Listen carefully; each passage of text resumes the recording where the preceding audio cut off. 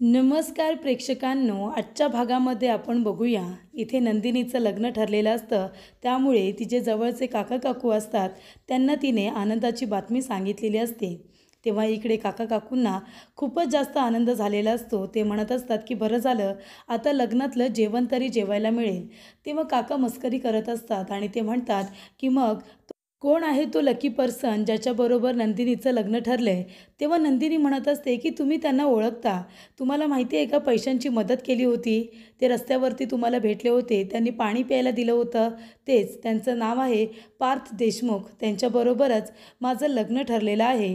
तेव्हा काका म्हणतात की खरंच मुलगा तर खूपच जास्त छान होता. आणि खरं सांगू का, ज्या क्षणी मी तुम्हाला दोघांना तेव्हा एकत्र बघितलं होतं, तेव्हाच मला वाटलं होतं की तुम्ही दोघं जण एकत्र याल म्हणून. बरं झालं नंदिनी, तुझं आता लग्न ठरलेलं आहे. आता पार्ससारखा एवढा चांगला मुलगा तुझ्या नशिबात आला आणि तू सुद्धा एवढी गुणी. जोडा अगदी छान आहे तुमचा आणि तुमची मुलंसुद्धा छान जन्माला येतील हो, अगदी गोंडस. तेव्हा इकडे काकू म्हणतात, अहो हे काय बोलताय तुम्ही आत्ताच? तेव्हा काका म्हणतात, हां मग काय, आता मी काय खोटं बोलतोय का? आपली नंदिनी एवढी गोड आणि पारसारखा एवढा देखणा राजविंडा मुलगा आहे, मग मुलं पण चांगली गोजीरवाणी जन्माला येतील ना. तेव्हा इकडे मस्करी आता चालूच असते. तेवढ्यातच तिथे आता आनंद निवासमध्ये सगळेजण काम करत असतात आणि नंदिनीसुद्धा आपलं पुढचं काम करण्यासाठी तिथे जाते. पण तिथे काम करत असणारा तिच्याबरोबर जो एक माणूस असतो तो म्हणजे विकास. विकास म्हणत असतो की मॅडम, तुमचं लग्न ठरलं आहे का, असं तो विचारायला जात असतो. पण तेवढ्यातच तो इथे विचारेपर्यंत पार्थचा फोन आलेला असतो. तेव्हा नंदिनी म्हणते की मी तुझ्याबरोबर नंतर बोलते हां, मला हा फोन घ्यावा लागेल. आणि पार्थचा फोन आल्यानंतर ती लगेचच बोलण्यासाठी बाहेर जाते. तेव्हा इकडे आता विकास म्हणत असतो की नंदिनी मॅडमचं लग्न ठरले, हे कसं शक्य आहे, असं विकास म्हणत असतो. तर इथे पार्थने फोन केल्यानंतर तो म्हणत असतो की नंदिनी मॅडम, तुम्ही बिझी आहात का? तेव्हा नंदिनी म्हणते, का असं का विचारताय? तेव्हा इथे पार्थ म्हणत असतो, नाही, जर तुम्ही बिझी असाल तर मग त्याच्यावरून आपल्याला ठरवायचं आहे पुढचा प्लॅन. तेव्हा नंदिनी म्हणते, नाही, एवढी पण बिझी नाही आहे. पार्थ म्हणत असतो की तुम्ही जर बिझी नसाल आणि तुमच्याकडे वेळ असेल तर तुम्ही मला भेटायला याल का? म्हणजे तुम्ही भेटायला याल हे मला माहिती आहे, पण आत्ताच भेटायला याल का? तेव्हा नंदिनी म्हणते, का काही महत्त्वाचं काम आहे का? तेव्हा पार्थ म्हणतो, नाही असं काही नाही आहे, पण मला थोडं भेटायचं होतं, बोलायचं होतं, बाकी काही नाही. तेव्हा नंदिनी म्हणते, तुम्ही अगदी योग्य वेळेवरती फोन केला आहे. माझं काम आता संपतच आलं आहे, आपण थोड्या वेळातच भेटूया. जिथे कुठे भेटायचं आहे तुम्ही मला ॲड्रेस पाठवून ठेवा.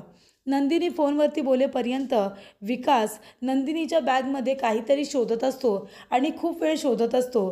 तेव्हा इकडे शोधता शोधता आता नंदिनीची बॅगसुद्धा खाली पडते. तेव्हा इकडे पार्थ आता फोनवरती बोलत असताना तो म्हणत असतो की ठीक आहे, लवकरच भेटूया, सी यू, असं म्हणून तो जात असतो. मागे वळून बघतो तर मानिनी तिथे उभी असते. ती म्हणते, सी यू, कुठे जातो आहेस तू? तेव्हा पार्थ म्हणतो, नाही कुठे नाही. तेव्हा नंदिनी म्हणते, अरे आता अजूनसुद्धा मम्माला लाजणार आहेस का? म्हणजे माझ्या बरोबर काही बोलणारसुद्धा नाही आहेस का तू? हे बघ, आता एवढं पण लाजत जाऊ नकोस हां मला, नाहीतर मग तुझी बायको म्हणेल की तू मम्माच बॉय आहेस म्हणून. असं काही आहे का? तेव्हा मानिनी म्हणते, नंदिनीला भेटायला जातो आहेस ना? तेव्हा पार्थ म्हणतो, हो, नंदिनीला भेटायला जातो आहे. तेव्हा इथे मानिनी म्हणते, मग चांगली गोष्ट आहे ना, मधूनमधून भेटायला हवं, म्हणजे एकमेकांच्या सवयी कळतात, एकमेकांबरोबर बोलणं होतं, बरोबर की नाही? आणि जाताना आहे ना, नंदिनीसाठी काहीतरी गिफ्ट घेऊन जा. मुलींना, बायकांना आवडतं नवऱ्याने गिफ्ट दिलेलं, कळलं का? त्यानंतरला इथे आता विकास नंदिनीच्या बॅगमध्ये काहीतरी शोधण्याचा जो प्रयत्न करत असतो, तेवढ्यातच नंदिनी तिथे येते आणि म्हणते, विकास, अरे काय करतोयस तू माझ्या बॅगमध्ये, काय शोधतोयस? तेव्हा विकास म्हणत असतो की नाही मॅडम, काही शोधत नव्हतो, तुमची बॅग खाली पडली होती ना, ती मी उचलून वरती ठेवत होतो. तेव्हा नंदिनी म्हणते, हो का, बरं, थँक्यू, दे इकडे, माझं काम झालं इथलं, आता मी जाते, माझं महत्त्वाचं काम आहे. तेव्हा इकडे जात असताना नंदिनी म्हणत असते की विकास, अरे काल तू भेंड्याची जी भाजी आणली होतीस ना, अप्रतिम झाली होती, मी खाल्ली, मला खूप आवडली. काल सांगायचं राहिलं होतं ना, म्हणून आत्ता सांगते, खूप छान झाली होती भाजी, असं म्हणून ती निघून जाते. तेव्हा इकडे विकासला तिच्या बॅगमध्ये शोधायचं असतं, ते म्हणजे तिचं रुमाल. ते रुमाल शोधण्यासाठी तो एवढा आटापिटा करत असतो आणि तो रुमाल हातामध्ये घेतो आणि म्हणतो, माझ्या नंदिनीचं लग्न ठरलंय त्या पार्थबरोबर. कोण आहे हा पार्थ? माझी नंदिनी फक्त माझी आहे, असं तो म्हणतो. त्यानंतरला इकडे मानिनी म्हणत असते, अरे काहीतरी गिफ्ट तिच्यासाठी घेऊन जा. तेव्हा पार्थ म्हणतो, पण काय गिफ्ट नेऊ, मला खरंच काही कळत नाही आहे. आई तूच सांग ना गं, काय गिफ्ट घेऊन जाऊ. तेव्हा मानिनी म्हणत असते की मला असं वाटतं तू तिच्यासाठी आहे ना मिक्सर ग्राइंडर घेऊन जा. तेव्हा पार्थ म्हणतो ठीक आहे. तेव्हा मानिनी म्हणते नाहीतर एक काम कर ना, वॉशिंग मशीन घेऊन जा. तेव्हा पार्थ म्हणतो काय वॉशिंग मशीन. तेव्हा मानिनी म्हणते काय हे पार्थ, अरे मी तुला सांगितलं की गिफ्ट घेऊन जा म्हणून, तर तू मलाच विचारतोयस आता मी सांगणार आहे ते गिफ्ट घेऊन जाणार आहेस का. अरे सिनेमा वगैरे बघतोस की नाही, त्याच्यामध्ये बघत नाही का की मुलगा मुलीसाठी कसे गिफ्ट घेऊन जातो, होणारा नवरा आपल्या बायकोसाठी कसे गिफ्ट देतो, हे तुला आठवत नाही आहे का. आता बघ तुला जे वाटेल ना चांगलं ते गिफ्ट घेऊन जा तू तिच्यासाठी, ठीक आहे. आणि मानिनी तिथून निघून जाते. तर कॅफेमध्ये काव्या आणि जीवा दोघेजणं बसलेले असतात. काव्या म्हणत असते, जीवा खूप दुखतंय का रे. तेव्हा जीवा म्हणतो की फुंकर मारली ना तर थोडं बरं वाटेल, पण इथे कुणी आहे का आजूबाजूला फुंकर मारणारं. तेव्हा इथे काव्या म्हणत असते, जा ना मग जा, गावभर हिंडून ये आणि बघ कोणी फुंकर मारणारी भेटली तर, आणि तिच्याकडून घे ना फुंकर मारून. मी कशाला इथे मग बसले, मी नाही फुंकर वगैरे मारणार. तेव्हा जीवा म्हणत असतो, नाही नाही आता काही दुखतच नाही आहे, दुखणंच बंद झालं. तेव्हा इकडे जीवा काहीही बोलायला गेला तरीसुद्धा काव्याकडे त्याच्या बोलण्याचं उत्तर हे असतंच. तर आता त्याच कॅफेमध्ये बरोबर नंदिनी आणि पार्थ ते सुद्धा बसलेले असतात. तेव्हा कॉफीची ऑर्डर देत असताना पार्थने त्याची फेवरेट सिनेमन कॉफी याचीच ऑर्डर दिलेली असते.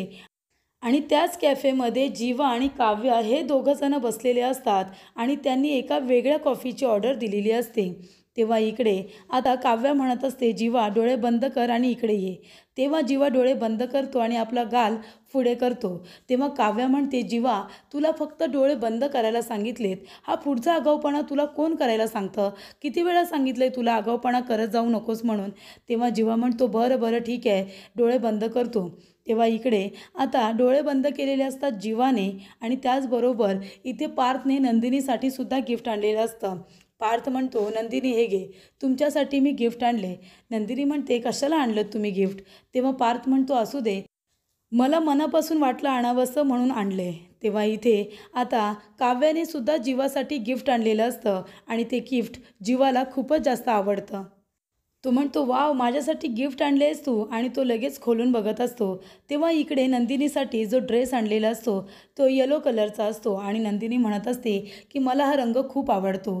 तेव्हा पार्थ म्हणतो, नक्की ना, नाहीतर नसेल आवडला तर आपण एक्सचेंज करू शकतो, माझं मन राखण्यासाठी बोलू नका. तेव्हा नंदिनी म्हणते, नाही नाही खरंच मला खूप आवडलं आहे. तर इथे जीवाला आणलेलं जॅकेटसुद्धा त्याला खूप जास्त आवडलेलं असतं. त्यानंतरला इथे मधुश्री आलेली असते. मधू आलेली असते शारदा आणि धनंजय काकांना सांगायला की आता नंदिनीचं आणि आपल्या पारचं लग्न ठरलं आहे. आम्हाला सगळ्यांना खूप आनंद झाला आहे, पण आता नंदिनी जशी तुमची मुलगी आहे, देवाने माझ्या पदरातसुद्धा 2 मुली टाकलेल्या आहेत आणि दादाची आणि तुमची चांगली मैत्री आहे, त्याच्यामुळे पूर्वीपासून आपलं येणं जाणं आहे हे सुद्धा मान्य आहे. पण आता सत्य परिस्थिती सांगणंसुद्धा मी माझं कर्तव्य समजते. म्हणजे पारचं आणि नंदिनीचं लग्न ठरल्यापासून आपल्याला सगळ्यांना आनंद मात्र झाला आहे, पण इथे एक व्यक्ती आहे जिला याचा अजिबात आनंद नाही आहे, आणि ती म्हणजे वसुताई.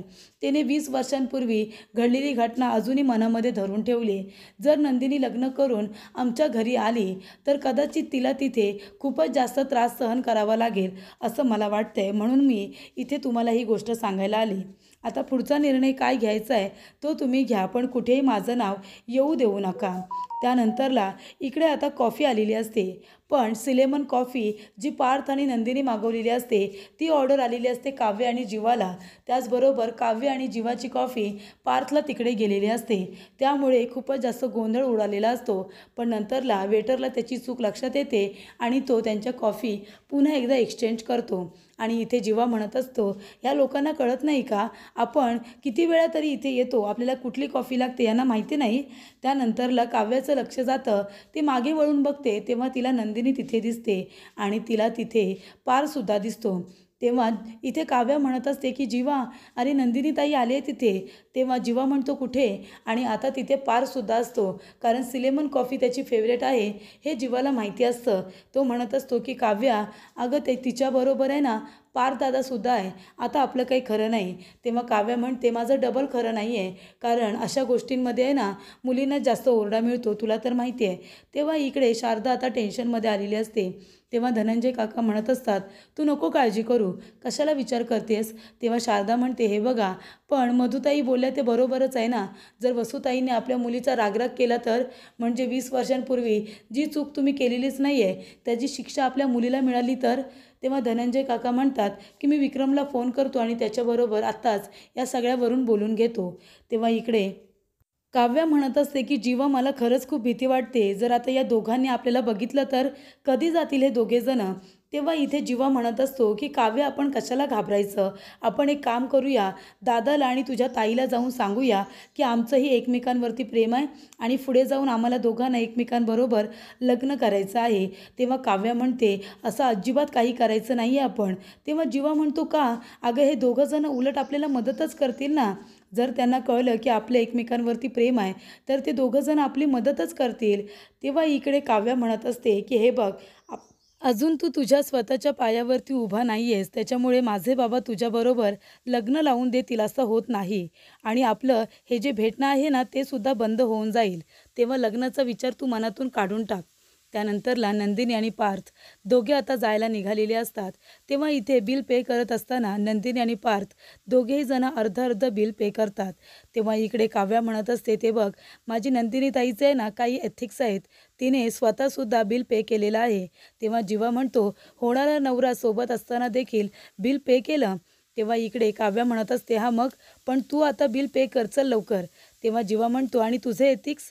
तेव्हा काव्या म्हणते, ते माझे नाही आहेत, नंदिनी ताईचे आहेत. आता तू सगळं बिल पे करायचं आहे. मी तुझ्यासाठी एवढं गिफ्ट आणलं आणि कुठल्या कॅफेमध्ये जायचं ही निवडसुद्धा तुझीच होती नाही का. त्याच्यामुळे आता बिल पे मी करणार नाही, ते तुलाच करावं लागणार आहे. तेव्हा काव्या म्हणत असते, आणि उद्या मला भेटायला येताना मी दिलेलं हे जॅकेट तुला न विसरता घालून यायचं आहे, आणि जर तू न घालता आलास ना तर माझ्यापेक्षा वाईट दुसरं कुणीच नसेल, कळलं का तुला. तेव्हा जीवा म्हणत असतो, अरे बाप रे, एवढी मोठी रिस्क दुसरं कोणी घेणार आहे का. नाही नाही, मी तर अजिबात घेणार नाही आहे. मी हे जॅकेट उद्या येताना घालूनच येणार आहे. तर आता जीवा आणि काव्या त्याचबरोबर पार्थ आणि नंदिनी चौघेही जण एकाच कॅफेमध्ये आलेले असतात. पण चौघेही एकमेकांना भेटत नाही, कारण जीवा आणि काव्या दोघेजण खूप जास्त घाबरत असतात. त्यानंतरला विक्रम काका म्हणत असतात, अगं हे काय, पार्थ कुठे गेलाय असं विचारल्यानंतर मानिनी म्हणत असते की नंदिनीला भेटायला गेलाय. तेवढ्यातच इकडे धनंजय काकांचा फोन आलेला असतो आणि त्यांनी सांगितलेलं असतं की अर्जंट भेटायचं आहे, वहिनींना घेऊन या. तेव्हा विक्रम म्हणत असतो, काही घाबरण्यासारखं तर नाही आहे ना. तेव्हा फक्त बोलायचं आहे असं सांगितलं जातं. तेव्हा इकडे धनंजय काकांनी आता निरोप दिलेला मानिनीला सांगितलं जातं. मानिनी म्हणते, चला लगेच जाऊया, नाहीतर इथे विचार करून करून मनामध्ये नको नको ते विचार येतील, त्यापेक्षा जाऊन बघूया नक्की काय बोलायचं आहे ते. तर इकडे विकास आता गुलाबाचं फूल आपल्या हातामध्ये घेतो आणि तो म्हणत असतो की नंदिनी फक्त माझी आहे, तिचं दुसरं लग्न कुणाबरोबरच होणार नाही, तिचं माझ्याबरोबरच लग्न होणार. नंदिनी एकदा का आली की हे फूल मी तिला देणार आहे आणि मी तिला प्रपोज करणार आहे. नंदिनी किती सुंदर दिसते, या फुलाप्रमाणेच ती गोड आहे. त्यानंतरला वसू आत्या आता आलेली असते नंदिनीला भेटायला, कारण नंदिनीला भेटल्यानंतर तिला सांगायचं असतं की इथे पार्थचं आणि रम्याचं एकमेकांवरती प्रेम आहे, रम्याला त्याच्याबरोबर लग्न करायचं आहे. म्हणजे नंदिनीसारख्या मुली मग आता आपोआप मागे येतील, ती लग्न करणार नाही पार्थबरोबर, वसूला माहिती असतं. तेवढ्यातच वसू तिथे आलेली असताना तिथे पार्थची गाडी येते, कारण नंदिनीला सोडायला पार्थ तिथे आलेला असतो. तेव्हा इकडे आता गाडीचा आवाज आल्यानंतर विकास वाकून बघतो तर काय, नंदिनी एकटी आलेली नसते, नंदिनी बरोबर पार्थसुद्धा तिथे आलेला असतो. तेव्हा नंदिनी आणि पार्थ दोघेजण एकमेकांबरोबर खूप जास्त खुश असतात. त्यांना एकत्र बघून वसूलासुद्धा राग येतो आणि विकासलासुद्धा. तर पुढील भागामध्ये आपण बघूया, इथे आता वसुंधरा पार्थ इथे आल्यामुळे आता निघून गेलेली असते, जेणेकरून पार्थने तिला बघू नये म्हणून. तर इथे विकास जात असताना पार्थला धक्का लागतो आणि त्याच्या हातातलं गुलाबाचं फूल खाली पडतं.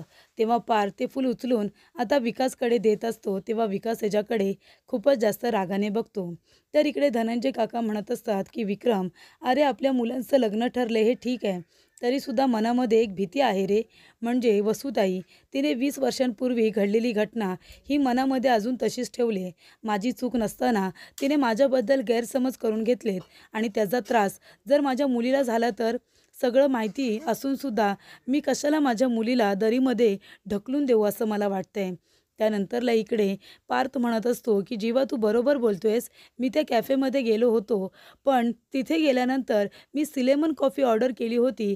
हे तुला कसं काय माहिती? तेव्हा जीवाला काय बोलावं हे आता कळतच नाही. तो पूर्णपणे कन्फ्यूज होतो.